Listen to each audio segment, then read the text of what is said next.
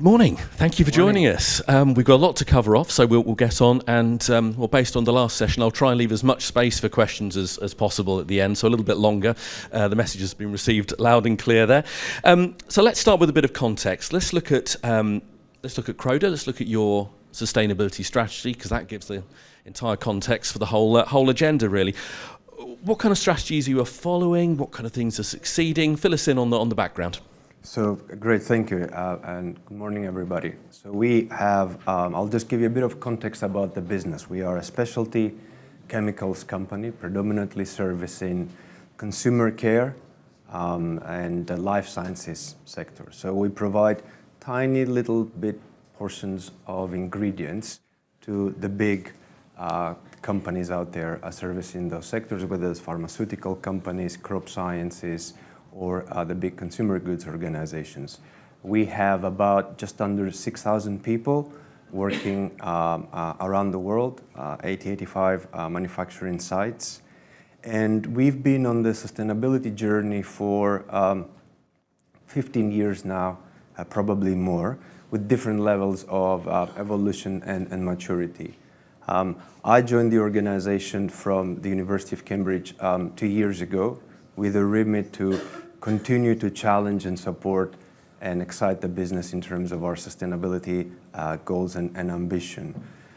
A few years ago, around 2020, we launched our current sustainability strategy, which is to be climate, people, and land positive. Land specifically because we are, in difference to some of our peers in the industry, most of our portfolio is non-organic, bio-based raw materials. So we have a responsibility, but also closeness and insight into land, and that's why we chose land positive, which has recently evolved into a nature positive set of commitments.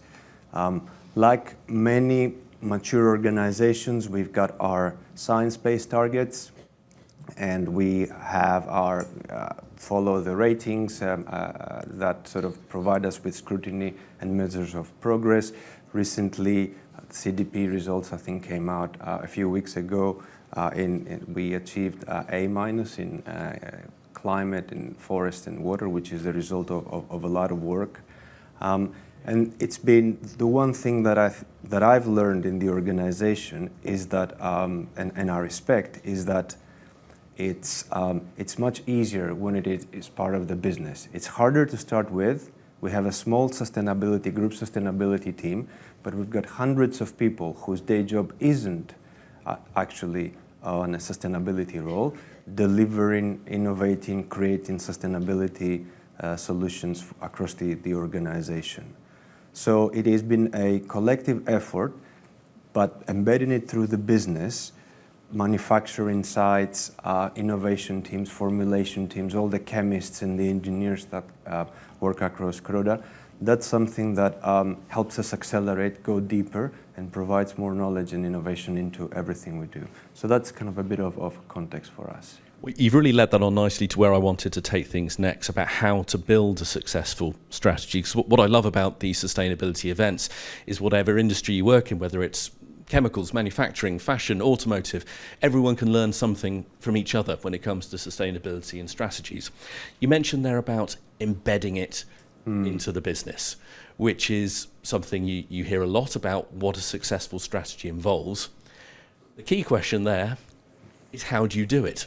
Because particularly if it's a mature business that has very set ways of doing things, when you're having to weave in a new way of doing things that's a fundamental part of the business, how do you do that, and how do you do that successfully? Thank you. Yes, of course, it's a holy grail, isn't it, of sustainability. I'll talk about culture in a minute, because that's a big topic in itself. But there's, I would say, three things that a company like us would do and has done to embed it in the business. The first one is, when it comes to sustainability strategy, we all accept now that sustainability is market-driven. Many of our customers are pointing in that direction. One of our customers was at stage one, presenting the wonderful innovations that they have in their product portfolio recently. We have to be up there, if not with them, or arrive earlier to to enable them to get to their own goals. So using the intelligence, the market context is a key driver. What we have done is make sure that everything we do, or I shouldn't say everything, but almost everything that we can do is evidence-based. So a typical way is you start with a double materiality analysis or any other kind of assessment that tells you what are your impacts, what are your key stakeholders, where you can make a difference, where do you need to sort of to work with others, and what measures you might be able to take to improve your transparency, improve your performance, and gives you a really helpful way of identifying and managing your progress. We did an assessment on our maturity stage at Croda using a framework that was developed in Cambridge, the Cambridge Institute for Sustainability Leadership, called the Business Transformation Framework, that helped us understand where we are in terms of key areas of our maturity. And consequently, we took that to the next level. What is it that we need to do? So evidence-based is definitely one. Connecting it to the business, the productive areas of the business, and helping those teams and those people acquire ownership is the second one. Easier said than done, in a way, but you can imagine how it is the customer-facing teams, the sales-facing teams that interact with clients and customers, that have to sell our products, that get all the requests about biodegradability, carbon emissions, water footprint, and so on. So they are at the forefront of what needs to happen. The same with the engineers in our manufacturing sites. So it's not a hard sell, and we play an enabling role in that. But it is a little bit of a mindset shift, if you like. The third thing that we've carefully tried to do is invite external scrutiny and transparency. So sign up to the right frameworks, the ones that we feel are relevant for us, that can help us make good decisions, informed decisions about where we can progress our business, and continue to measure ourselves against peers, against other leading companies, as well as our progress in those frameworks. It's all the difficult challenge in sustainability is change, and that's where culture comes in. Sustainability is by definition a change management process, and people, any business, especially successful ones that have done things in a certain way for a long time, and it's been embedded and ingrained into the way decisions are being taken and so on. It is not an easy process. It's not a difficult one, but it takes time to shift the mindset, to think more holistically, to think a little bit more longer term, to bring in new variables and new metrics into the way we make decisions. Having a thoughtful CEO and board helps. It helps significantly because they can cut through some of the details of the business and shrink those timelines that generally might take a little bit longer. One thing you say that I want to pick up on, and that is the reviewing, the continuous progress, because any business, large or small, can put out a PowerPoint, a PDF about their sustainability strategy. You can guarantee there'll be smiling faces, there'll be wind turbines, there'll probably be a field of corn, and I swear they all come from the same template. There's a factory somewhere producing them. We've all seen them. But how important is that is part of the process, that the fact there is consistent review, there is honesty to see where you're doing things wrong. How do you go about really making the continuous improvement process successful? So it's a really good point, and the way I can only speak for ourselves, but I do have a good insight into other companies, leading companies from my previous career. When it comes to Croda, we are a sort of a do business, a get on with it, which took me a while to get used to. So a lot of our people, most of our people in the organization will just say, just tell us what to do or what needs to be done, and we'll figure out a way to do it. And so providing, instead of telling everybody, here's how you do this and here's how you do that, providing the targets, the goals, and then a bit of an enabling framework has worked very well for us. So for example, last year, we started 2 years ago. Last year we completed Scope 1, 2, and 3 decarbonization roadmaps for all our sites. We didn't do the work. The group sustainability team didn't do the work. It was done at each site by the site operators in collaboration with the business function, and all the way back to how we source raw materials. So we leverage what's out there in the marketplace to provide stimuli and a bit of scrutiny, but we, as much as possible, enable the business to carry on with what they do. Are the results always stellar in terms of how fast and how far we can go? Of course not. But it is something that we don't have to go back every time. And when it comes to review, because we are a sort of traditional kind of business, we have a degree of humility. And sometimes we're shy talking about our achievements externally, but that's where we find that authenticity works well with our stakeholders. We have to make claims with our customers because we have to help them reduce their own footprint, their water usage, as well as their impacts across the supply chain. There's many frameworks and standards out there that can help you provide that scrutiny. And our role is to make sure we track them. I mean, we have science-based targets. Most companies these days will have set a science-based target on carbon. Most companies will be reporting to CDP. Most companies will be monitoring. By putting good, decent governance in place, and we've established a committee at the board level to be able to steer and guide and create accountability within the business, and then cross-functional teams, which isn't a very hard thing to do. Again, it takes a little bit of time, but as long as there's clarity in the ambition and the goal and what it means for the business, what it means for the marketplace, it's something that people are very energized and passionate about doing. One thing you've mentioned a couple of times is the board question, the board buy-in question, the C-suite buy-in question. From your experience, how do you encourage that? How do you help that along? Because if you have buy-in from that level, everything suddenly becomes an awful lot easier for some reason. I can't think why. But how do you go about getting that? It becomes easier up to a point because you still have to deal with the external incentives and the marketplace, the short-termism that exists, all the trends, the regulation, and so on. In my experience, sustainability, there's two ways generally. Either you're lucky enough to have a thoughtful, visionary CEO and group of leaders, or you have to build that. You have to educate them. And that's what we've been doing for a number of years. We've been exposing the leadership team, both in the business case for sustainability, in a very relevant way, from our markets, from our customers, from our investors, from the new employees that are asking increasingly difficult questions about where we are, what our ambitions are. And then we try to emphasize, and we've succeeded, in the leadership team and the board understanding where the science is taking us. There's no substitute for a science-based, evidence-based understanding of what it all means.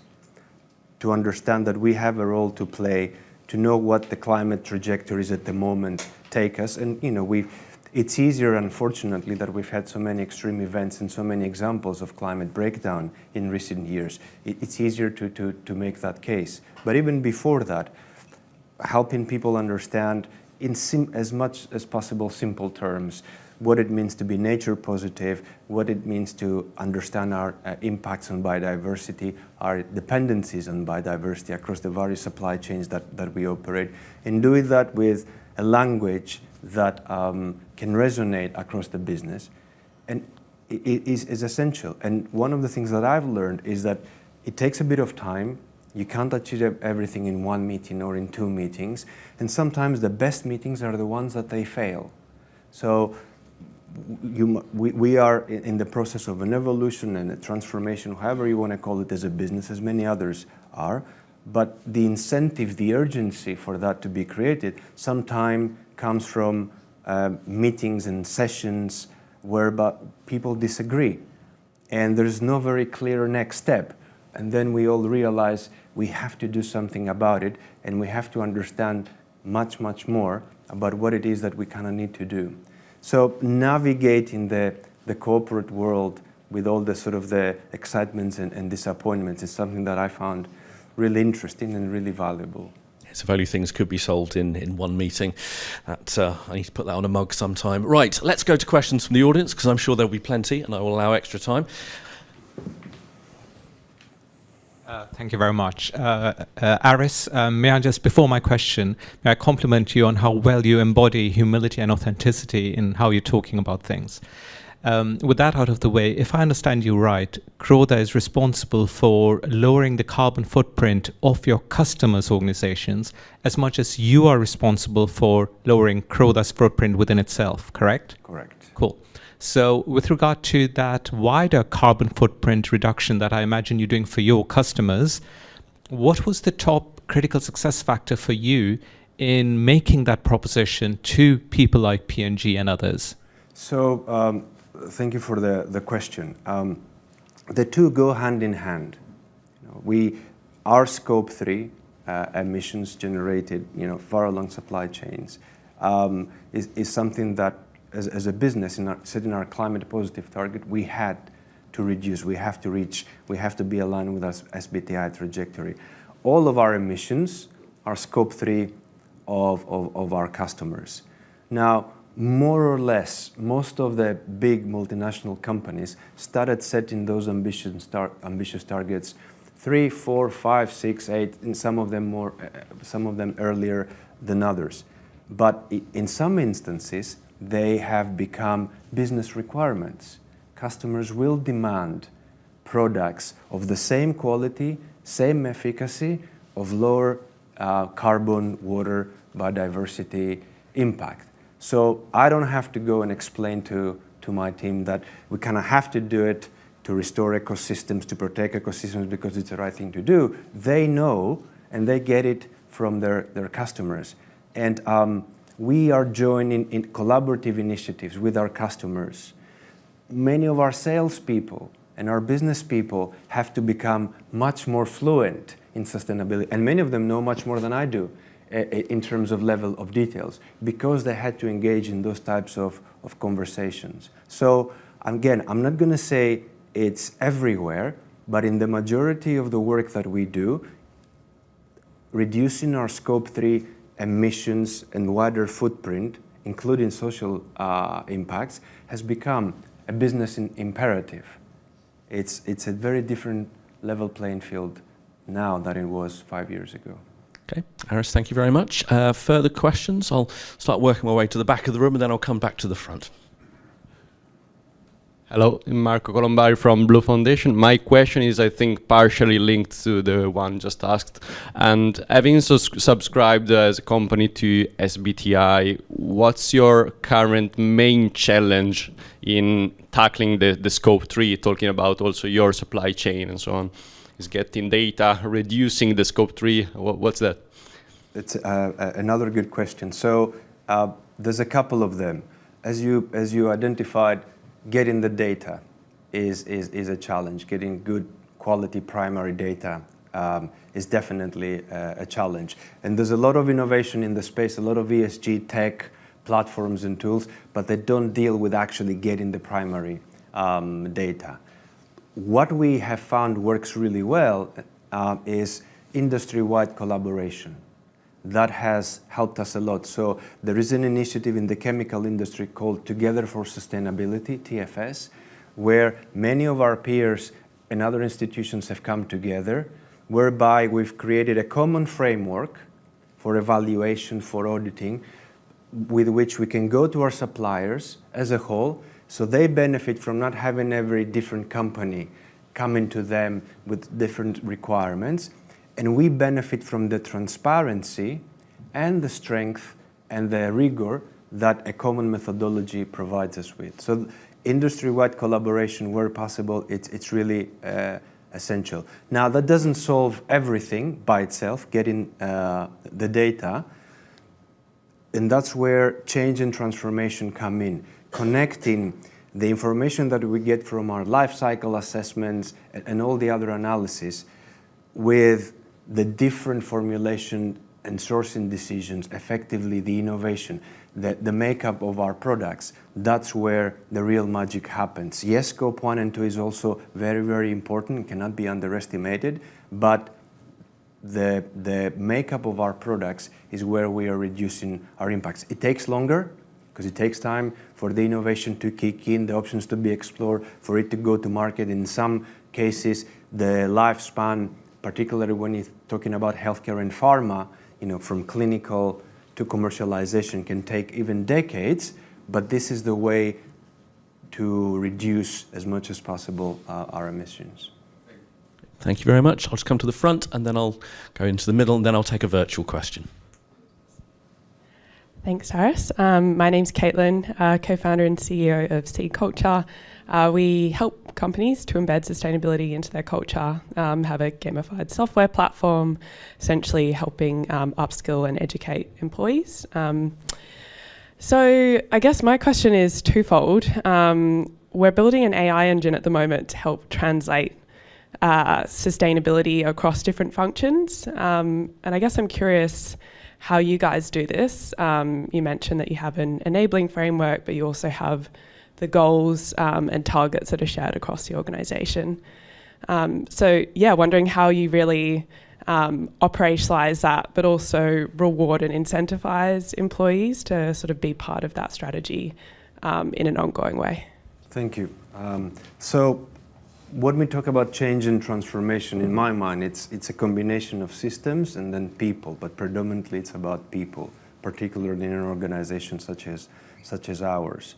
So on the systems and the processes side, we are working to improve and refine and inject a lot more sustainability gradually in our frameworks, our strategy frameworks, our innovation frameworks, our investment, our CapEx processes, everything where some of the key decisions are being made and where the money is being allocated and the resources are being allocated.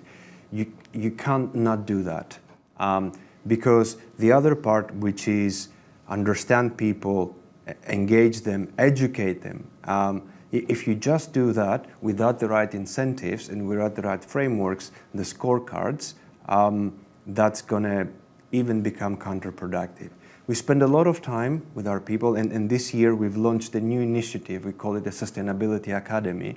Basically educate everybody in the next few years in Croda, give them the knowledge and the skills for us to become future fit as a business, as well as helping them develop their own career in their roles and their functions, what they need to do to help the company progress on its commitments, but how they can be more creative and more productive in understanding, even identifying risks and opportunities and putting them into the business.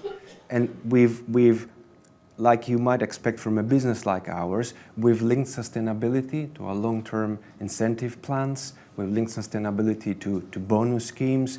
We have mechanisms like a high internal carbon price, but on their own, none of this works. They need to work to be aligned and work in tandem, in my experience. Okay. Thank you, Aris. Another question from the centre here. Hi, Aris. Thank you for your talk. I'm a non-executive director for NHS Social Enterprise.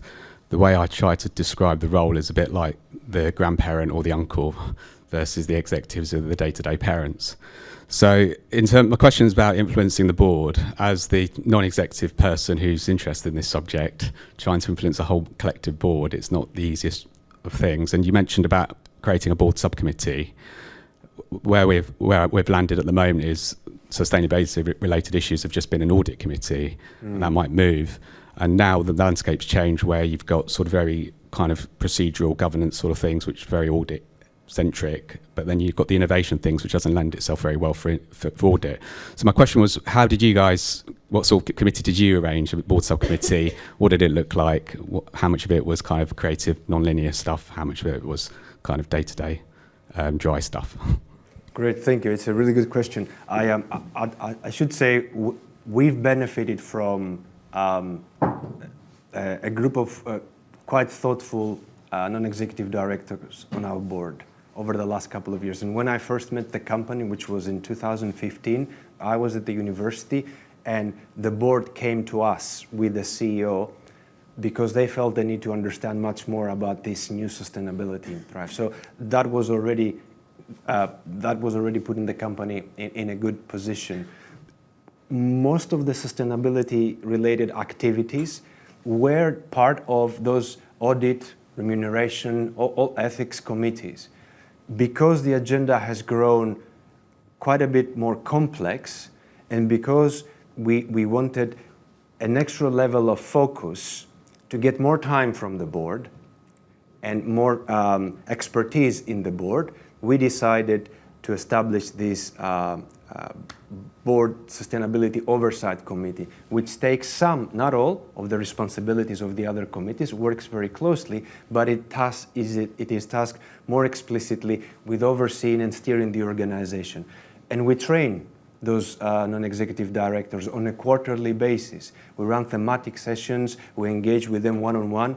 It's a busy life. And I'll give you one final example. The chair of our new sustainability board committee doesn't come from sustainability, but he was very interested. He comes from the business side, but very, very interested in what this agenda means for the business.